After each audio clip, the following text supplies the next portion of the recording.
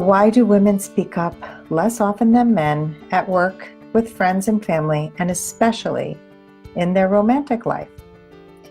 Well, first I want to generalize about the difference between men and women. And this is a generalization because men and women can be outside of this box, but this is very common that men in general, they grow up in a world where conversation is competitive.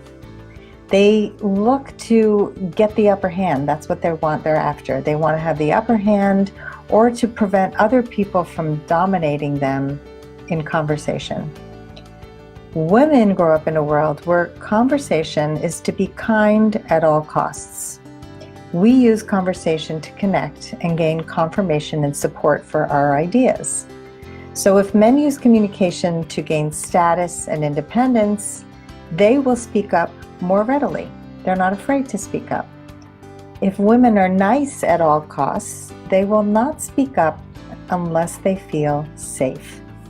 So if you have not felt safe in a conversation, for me it was I didn't want to get it wrong, so I would just stay quiet. Or if you were ever shut down when you did speak up, then you will tend to be quiet. You know, it's what we learn from what we grow up with and our experiences in all of our relationships. And in my marriage, I still remember walking with my husband and I brought up an issue that was bothering me and he got very triggered and he just walked away and walked home without me. I mean, he just literally took a turn and headed off the other direction and left me feeling awful.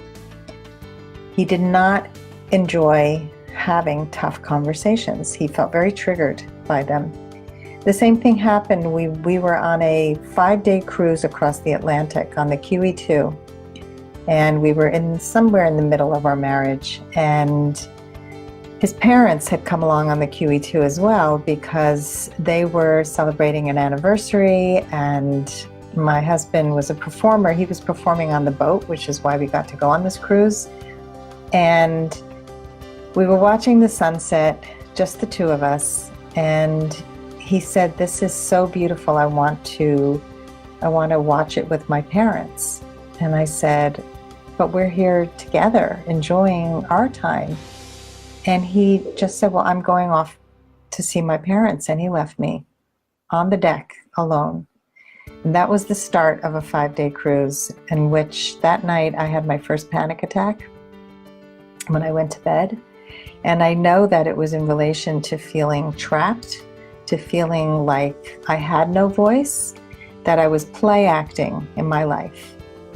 So let me know in the comments whether this has ever happened to you. Anything that I just said feels familiar, feels like you can relate to it on some level. How do we have that safe space where we are comfortable speaking up? And the answer is you create it. You set the scene for a safe and connected conversation. And this is what I'm going to be teaching in my upcoming online workshop on Sunday night. So if you want to know how to do this, the basic thing is you have to know what your intention is. If your intention is to connect or to be understood, then you have to identify that right away. You have to know what's going on for you before you can even bring up a conversation. You have to understand your feelings and your needs, and we're going to go through all of this in the workshop. And you need to know the difference between when you're playing the victim and when you actually are a victim, and there's a big difference. So often when we try to have a conversation about something that's charged or scary, we end up waiting too long and imploding, not saying anything at all, ever, so nobody knows really who we are or what we need. And we don't have authentic relationships because we're not showing up authentically. People are not mind readers, and we don't know if a person really is able to connect to us in the way that we need. So I want you guys to know that there's a better way. And it took me a lifetime to figure out how to do this with ease, where it didn't feel wooden and uncomfortable and harsh, Because when I found my voice, boy, I was harsh. I had no idea, but I was abrasive. I was just trying to get my points across. It was important for people to hear me, but I did it in a way that people would just want to run away because I didn't know how to connect. And so now I know. Now I do this every single day. I do it with clients, I do it with friends, I do it with colleagues, I do it with coaching situations where I'm collaborating with another coach and we need to set up agreements. And so we talk about all the things that we both need so that we can both be heard. These skills are invaluable. This is why I do what I do. I have such a passion around having these kinds of conversations, around being able to connect deeply with one another and show up as ourselves in the process. Because if we don't do that, we are hiding, and it's time to get out of hiding. So I am going to put the link for this workshop. It's happening on Sunday. I moved the date because I wanted more of you to come. It's a once-in-a-lifetime thing. I don't think I'm teaching it in this format ever again. And in this little course, you are going to be able to get a method that will help you process your emotions so that you know what is the main objective, what is the thing that I really need to speak about.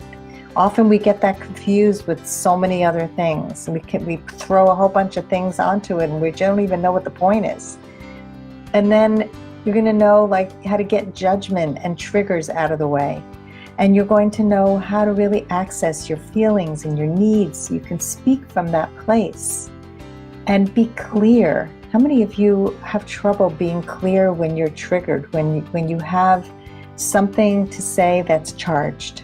I mean, most of us, right? And you'll get some scripts for how to have some of these conversations that come up over and over again. The course is filling up, and I'm going to be doing some live coaching in the class. So you can work out a situation, whether it's at work or through your romantic life or with a friend. It's really important to do this work, ladies. I can't stress it enough. This has been a game changer for me, and I know it will be for you too.